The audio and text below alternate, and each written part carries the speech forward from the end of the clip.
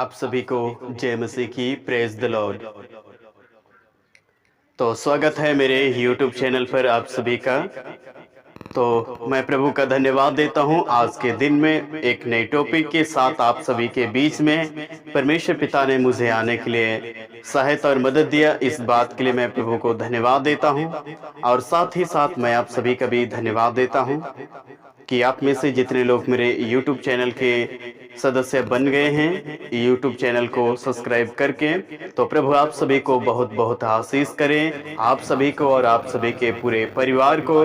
तो मेरे प्रियो, यदि आप में से लोगों में से यदि मेरे YouTube चैनल पर पहली बार आए हैं और मेरे वीडियोस को आप लोग पहली बार देख रहे हैं, तो मेरे आप सभी से प्रार्थना है कि आप सभी लोग मेरे YouTube चैनल को जरूर से जरूर सब्सक्राइब कीजिएगा और साथ ही बेल आइकन को जरूर दबाइएगा। इससे क्या फायदा होगा कि जब भी मैं नई वीडियो अपलोड करूं तो वीडियो का नोटिफिकेशन आप सभी को प्राप्त होगा और आप लोग मेरे वीडियोज को सबसे पहले देख सकेंगे। मेरे प्यारे अजीजों, आइए आज का टॉपिक है पाप के लिए मरना और मसीह में जीवन। इस विषय पर आज हम लोग बातचीत करेंगे, मनन चिंतन करेंगे। तो आप लोग वीडियो के अंत तक बने रहें और वीडियो को बिना स्किप किए हुए शुरू से अंत तक जरूर देखिएगा कि आज का जो टॉपिक है आप सभी को समझ में आए। मेरे प्यारे अजीजों, मैं चाहता हूं कि अगर पसंद आता है तो जरूर लाइक कीजिएगा और मैं चाहता हूं कि इस वीडियो को ज़्यादा से ज़्यादा अपने प्रियजनों तक, दोस्तों तक, परिवार के एक एक लोगों तक पहुंचाएं जितने लोग प्रभु में हैं, ताकि इन वचन के द्वारा प्रभु उनकी मदद करे। मेरे प्यारे अजीजों, आइए मैं सचमुच में यही मैं आप सभी से कहना चाहता हूं कि आप सभी लोग यदि प्रभु के हैं तो आज्ञाकारी बने और जरूर शेयर करें। तो आज के टॉपिक के लिए आप सभी लोग मेरे साथ वचन निकाल लीजिएगा। रोमियो के पुस्तक उसके 6 अध्याय वचन 1 से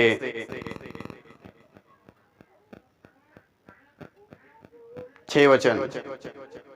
इन वचनों को आप सभी के बीच में आज के टॉपिक के लिए मैं पढ़ना चाहता हूं, आप लोग ध्यान से सुनिएगा। तो हेडिंग दिया हुआ है पाप के लिए मृतक और मसीह में जीवन।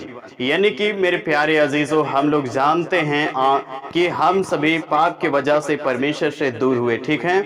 तो इसी बात को हम लोग जब जान जाते हैं कि हम पापी हैं, तो हम लोग क्या करते हैं? हम पाप से पश्चाताप करते हैं। हम पाप को जो जान जाते हैं कि मेरे लिए ये पाप अच्छा नहीं, मेरे लिए उचित नहीं, तब हम लोग पाप को, अपने पापों को स्वीकार कर लेते हैं, मान लेते हैं कि मैं अब आगे फिर से नहीं करूंगा। इस तरह से हम लोग पश्चाताप कर लेते हैं, मन फिरा लेते हैं। तब हम लोग क्या करते हैं? यीशु मसीह को अपना व्यक्तिगत रूप से उद्धार कर्ता के रूप में हम लोग ग्रहण करते हैं और बपतिस्मा के द्वारा यीशु मसीह में हम लोग शामिल हो जाते हैं। तब हमारा जीवन एक नया जीवन की शुरुआत होता है, मसीही में जीवन।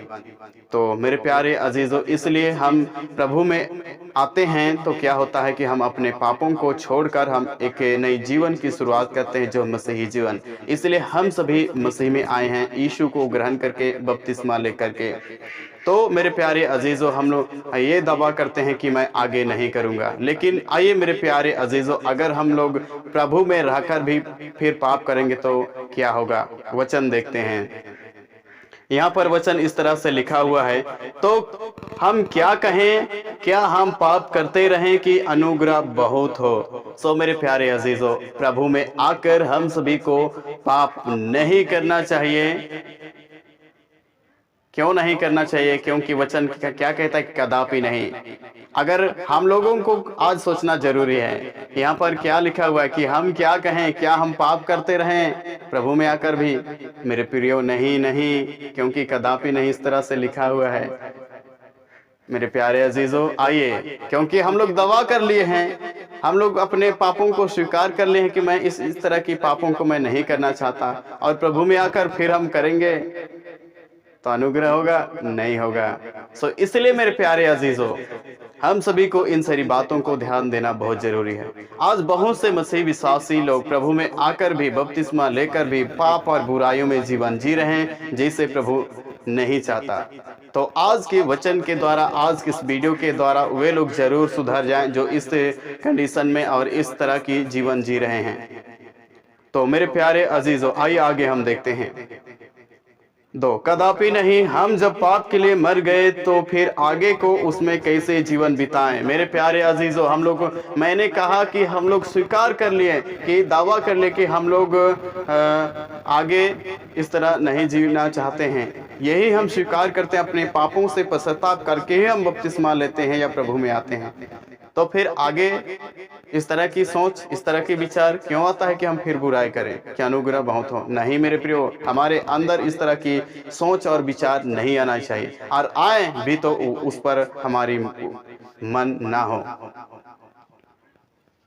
सो मेरे प्यारे अजीजों, उस दोबारा पहले जैसा हम लोग जीवन नहीं जी सकते हैं। एक समय में हम अपने मनमर्जी से जीवन जीते थे, आज हमें मनमर्जी जीना नहीं है। आज वचन दिया गया है, वचन जब हम पढ़ते हैं, वचन क्या कहता है, उसी आधार से आज हमें जीवन जीने की जरूरत है। सो मेरे प्रियो, अगर आप लोगों को वचन समझ में नहीं आ रहा है तो आप लोग जरूर कमेंट बॉक्स में अपनी राय जरूर भेजें। आगे 3, क्या तुम नहीं जानते कि हम सब जिन्होंने मसीह यीशु का बपतिस्मा लिया है,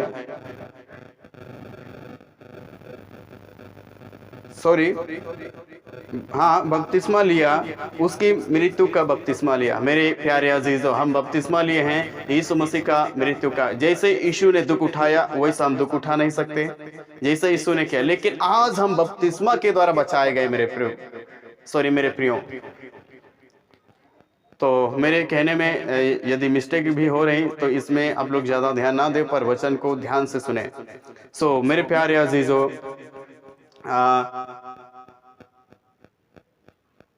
ये बात को हमें जानना बहुत है जरूरी है। क्या जरूरी है? किन बातों को?